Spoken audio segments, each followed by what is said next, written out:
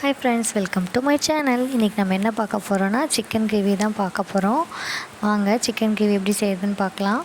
First சிக்கனை எடுத்துக்கோங்க.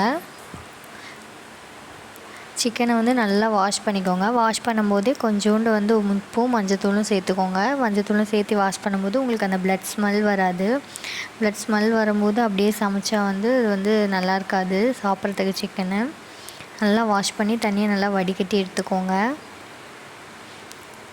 இப்போ 2 டேபிள் ஸ்பூன் மிளகாத்தூள் சேர்த்திக்கோங்க.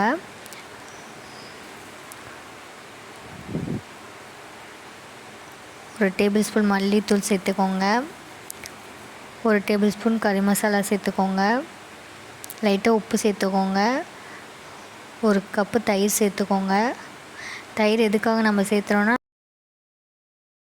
சிக்கன் அப்படியே சாஃப்டாக இருக்கும் நம்ம சாப்பிடும்போது. இப்போ உப்பு லைட்டாக சேர்த்துட்டு மஞ்சத்தூள் சேர்த்துட்டு நல்லா கலக்கி வச்சுக்கலாம். ஸ்டவ் ஆன் பண்ணிக்கலாம். ஸ்டவ் ஆன் பண்ணிட்டு கடாயை வச்சுக்கலாம். ஒரு 3 டேபிள் ஸ்பூன் எண்ணெய் விட்டுக்கலாம்.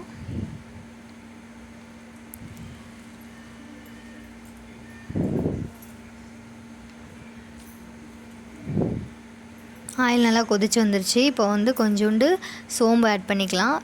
2 சின்ன பட்டை ஆட் பண்ணிக்கலாம். ஒரு கைப்பிடி அளவுக்கு வெங்காயம் ஆட் பண்ணிக்கலாம். வெங்காயம் நல்லா பொன்னிறமாக வதங்குற அளவுக்கு நல்லா வதக்கி விட்டுக்கலாம். வெங்காயம் வதங்கினதுக்கப்புறம் ஒரு 2 பச்சை மிளகாய் கீறி போட்டுக்கலாம். அப்போ தான் சிக்கனுக்கு பச்சை மிளகாய் போட்டால் நல்லா டேஸ்டியாக இருக்கும். அதனால தான் இன்னும் நல்லா ஸ்பைஸியாகவும் இருக்கும்.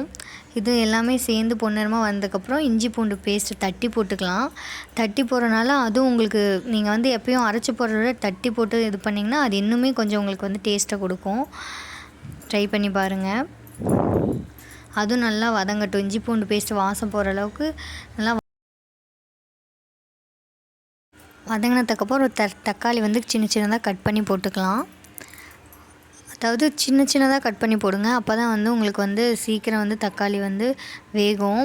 உங்களுக்கு சின்ன தக்காளியாக இருந்தால் 2 சேர்த்துக்கோங்க. பெரிய தக்காளியாக இருந்தால் 1 சேர்த்தா போதும். நான் 1 தான் இப்போ எடுத்திருக்கேன்.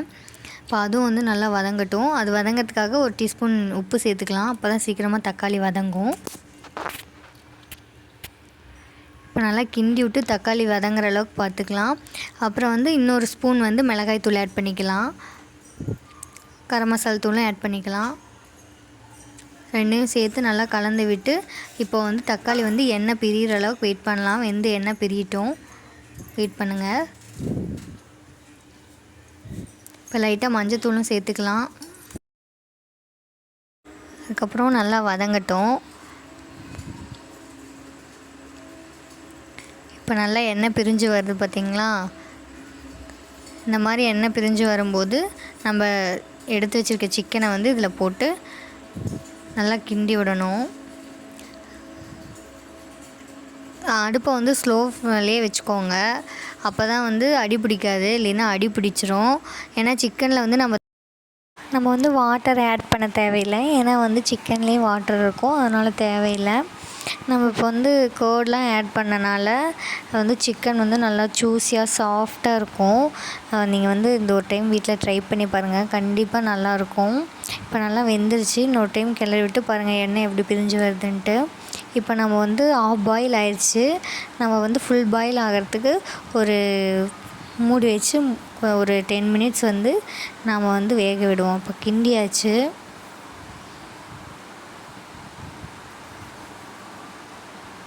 மூடி போட்டு மூடுவோம். ஒரு 10 மினிட்ஸ் ஆகட்டும்.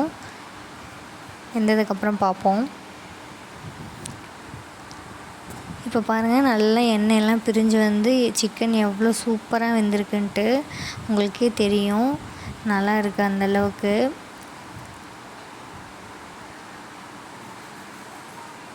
அப்படியே ஒரு கைப்பிடி அளவு கொத்தமல்லி தலையை தூவி நம்ம இறக்கிடலாம். அவ்வளோதான். இது சாப்பாட்டுக்கு, சப்பாத்திக்கு, அப்புறம் பரோட்டா எல்லாத்துக்குமே இது நல்லா சூட்டபுளாகவும் டேஸ்டியாகவும் இருக்கும். கண்டிப்பாக நீங்கள் இதை செஞ்சு பார்த்துட்டு எப்படி இருக்குன்னு கமெண்டில் சொல்லுங்கள். ஓகே, இப்போ பாப்பா சாப்பிட்டு பார்த்துட்டு எப்படி இருக்குன்னு சொல்லுவாங்க. இது நம்மளோட சேனல். எல்லாருமே கண்டிப்பாக சப்போர்ட் பண்ணுங்கள், ஷேர் பண்ணுங்கள், சப்ஸ்கிரைப் பண்ணுங்கள். என்னன்னு சொல்லிவிட்டு கமெண்ட் பண்ணுங்கள், சரிங்களா? ஓகே, இப்போ எப்படி இருக்குன்னு பார்த்து சொல்லுவாங்க.